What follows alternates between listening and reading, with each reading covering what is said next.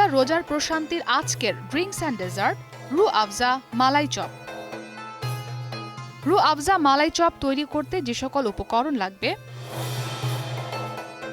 রু আফজা, ডিম, চিনি, তরল দুধ, গুঁড়ো দুধ, বেকিং পাউডার, ঘি।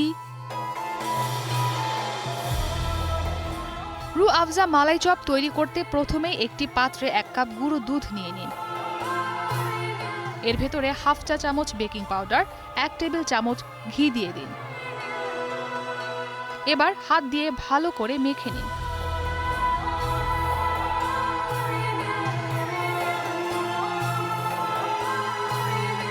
একটি ডিম ভেঙে এর সাথে যোগ করুন। ভালো করে মেখে একটি নরম ডো তৈরি করুন।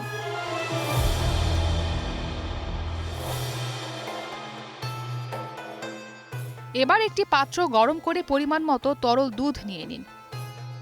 এর ভেতরে 1 কাপ পরিমাণ চিনি মিশিয়ে দিন।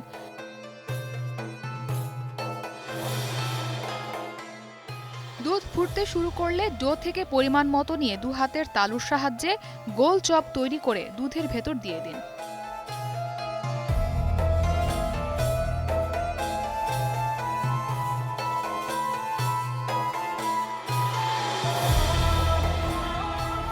এভাবে বেশ কয়েকটি বানানো হলে চপ উল্টিয়ে ঢাকনা দিয়ে ঢেকে দিন।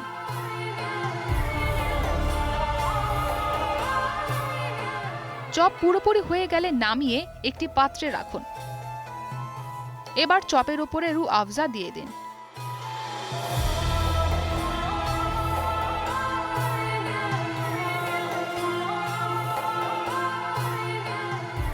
রু আফজা মালাই চপ আপনার পছন্দ মতো পরিবেশন করুন।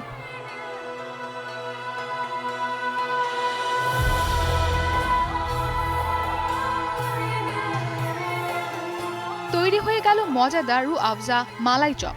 সারাদিন রোজা রাখার পর আপনার জন্য রু আফজা মালাই চপ হতে পারে একটি স্বাস্থ্যকর উপাদেয় খাবার।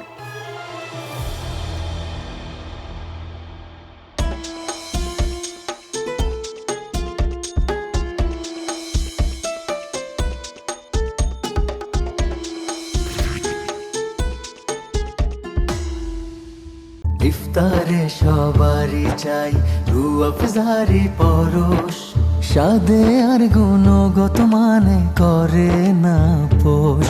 চাই রু আফজারি পরশ, চাই রু আফজারি। 100 বছরের স্বাদ, 100 বছরের আস্থা, শরবত রু আফজার সঙ্গে ইস্পাগুল ফ্রি।